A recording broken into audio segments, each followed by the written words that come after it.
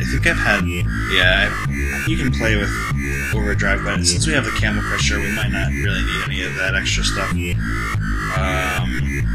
Later on, I might add a reverb, stuff like that, you know. Just actually, these settings are actually kind of cool for this.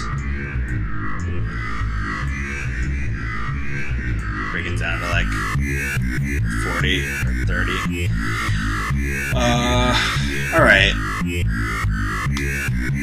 Let's see what it sounds like with the beat.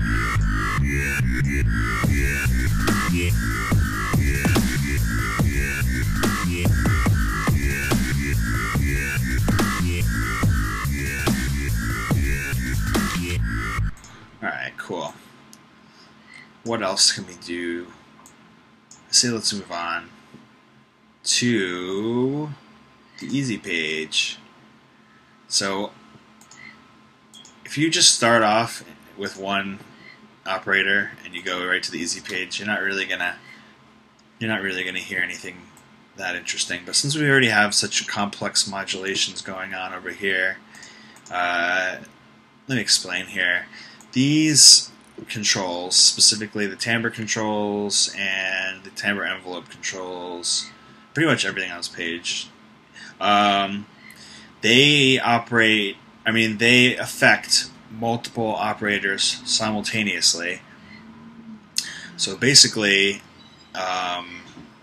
you're able to really change the sound of something. So I'm just going to resave this really quick because I know I'm about to modify it. And every time you really mess with this page, I always tend to save what I have because it can really change a lot of your settings without you specifically knowing what it's changing. So it would be kind of hard to go back and get back to where you were before sometimes, depending on how crazy you go with it. So alright, so now that explain that, play it, and then this is really the one you want to mess with.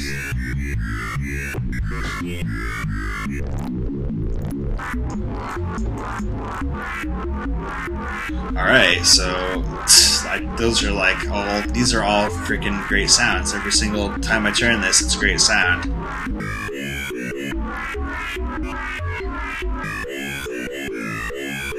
And then brightness adds additional harmonics to the point of actually distorting the sound if you're not careful. And then you can get it very simple again if you bring brightness down. So what I like to do is start off with a really fucked up version of the sound using harmonic. Find something that's just not even usable.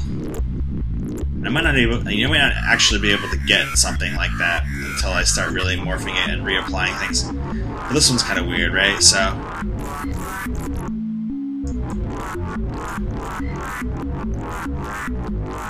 there we go. And then so detune, what this basically does is bring the oscillators into tune with the operators into tune with one another.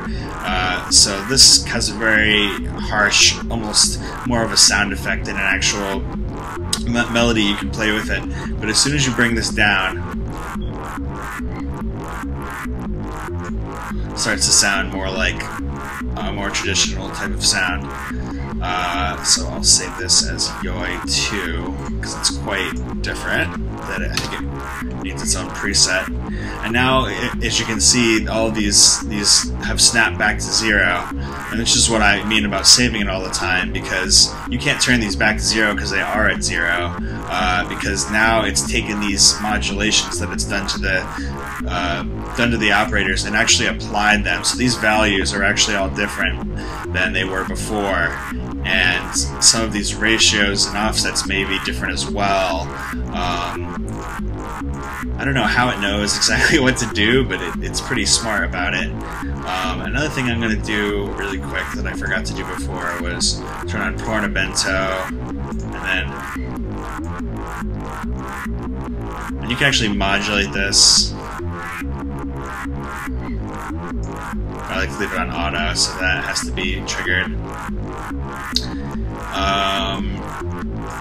We're going to go back to the easy page because there's still more to explore over here. Quite a bit more, actually. What I can do is change the sustain level, which means that once the envelope goes to the full, this is going to be like how far open it goes. And this is, of course, how quickly it opens. When I'm saying it opens, I almost mean as if the filter was opening, but it's not a filter, but I'm just going to call it opening because it has that opening type of sound.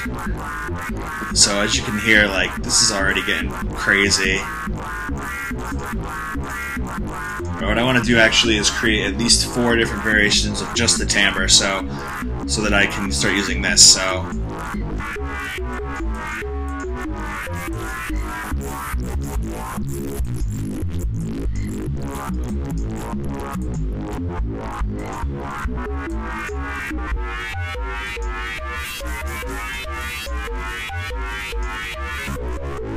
here's another one that sounds pretty cool.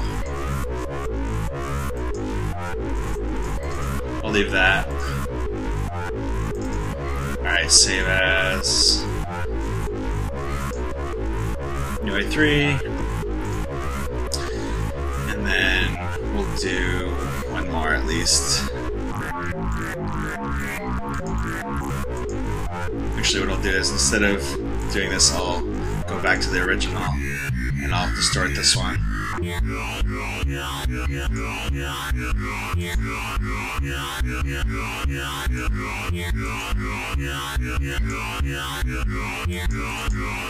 Alright.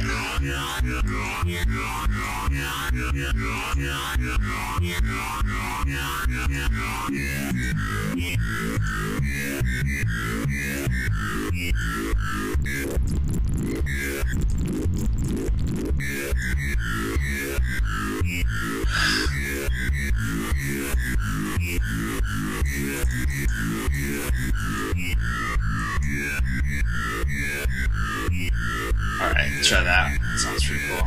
They don't have to be that different from each other, but it helps to throw some different things in there.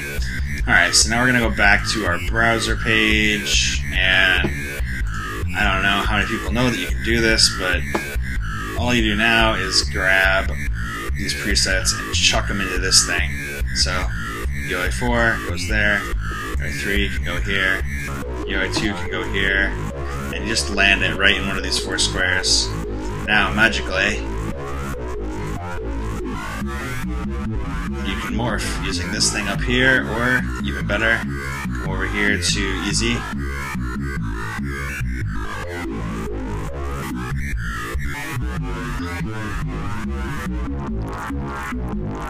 And then what you want to do, you can, like, now there's many different combinations of your different sounds, so let's find one that's like halfway in between 2 of these.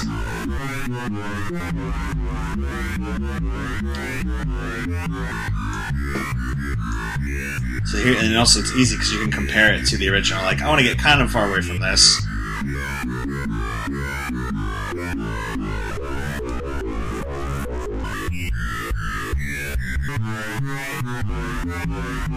And you can also turn on the random, which randomizes things somehow. How exactly? I couldn't tell you.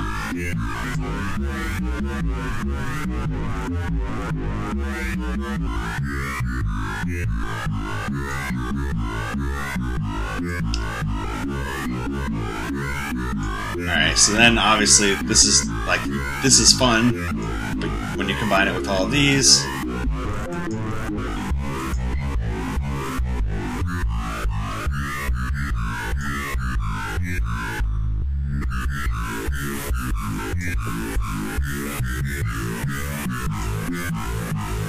like, that's pretty damn aggressive, so let's save that.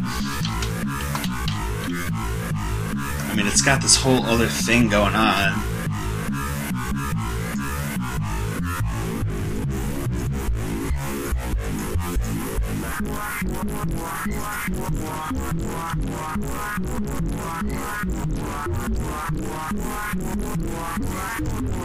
Turn on that random.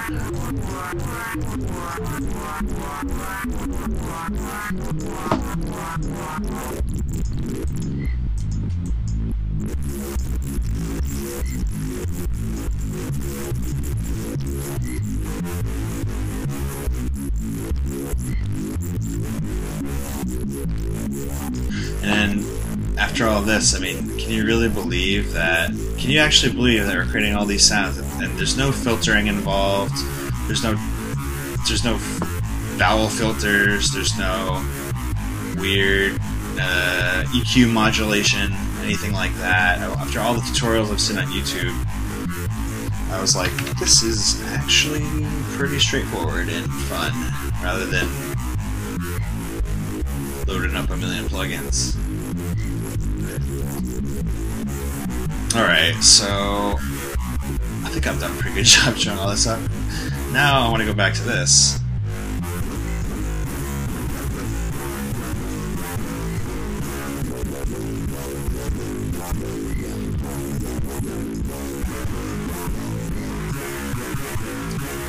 You might be thinking, what about LFO? Well, that's definitely cool too. Let's bring the sustain all the way down. And then what we can do is bring this knob all the way up. Let's jump over the LFO right now. It's under mod. I'm going to make sure sync is on. It's, for some reason, I think it defaults to LFO 2. Yeah. And then velocity scale, key scale down, delay all the way down. Let's go with the parabola. I don't know. I'm not 100% sure what key sync does. So now we've got our wobble. Although that kind of sounds crappy, so.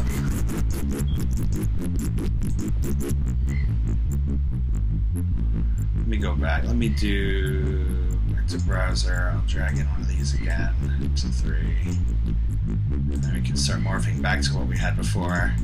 So it's, as you can see, this is like endless.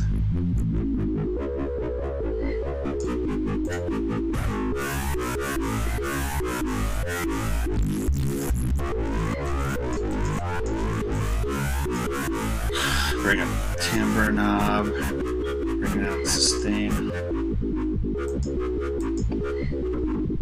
I don't know if loading that preset changed any of these settings. It did not.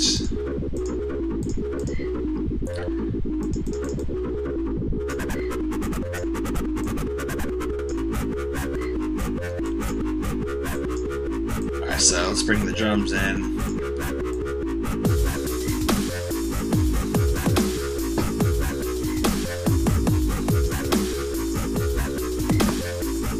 Alright, so that's pretty much everything that I was doing last night. There is one more fun thing to do, and I'm just going to go through it very fast.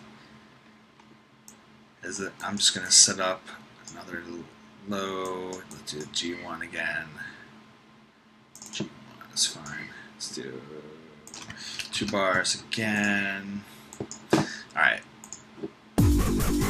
So that's cool, as you can hear. But what is this? I mean, I've gone through almost every other tab, right? Except for Arpeggiator. So you're like, well, Arpeggiator is great, but why would I want to program a bass line with it? Well, I'll show you. 16 steps, set it to 1/4, and I'm just going to start playing with these couple things. Actually, what I'll do first is turn off this LFO for a minute.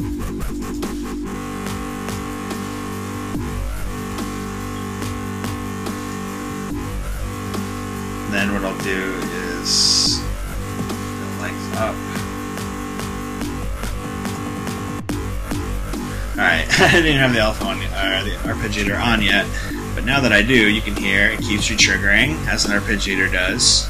And then what you do is you tie basically just doesn't retrigger at that time. So what you do is you add in some little pattern here,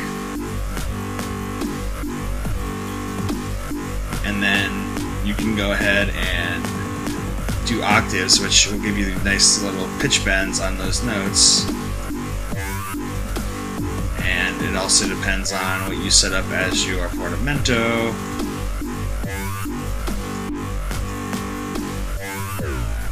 Yeah, like that. So basically, you got your bass line, you can transpose notes.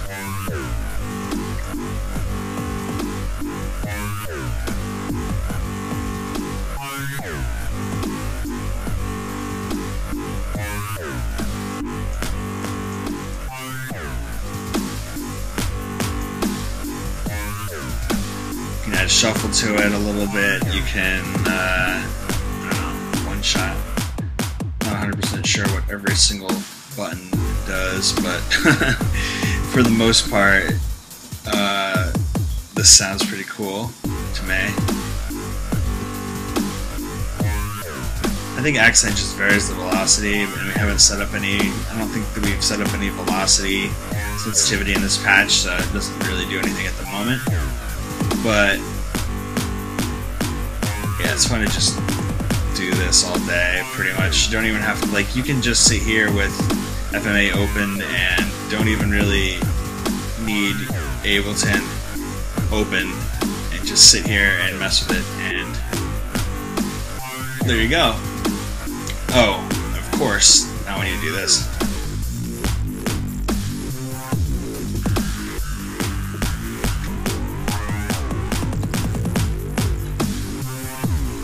Yeah.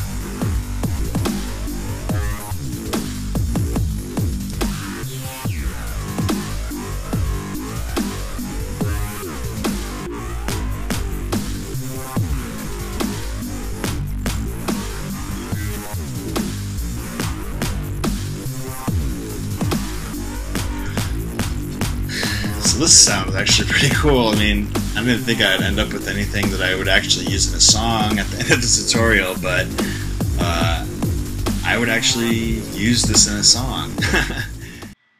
Hey guys, I hope you learned something from my FM8 tutorial. Once again, NUKAGE.net/tutorials for the full write-up and the downloads that have to do with this tutorial. Here's another little clip from my Electrica remix.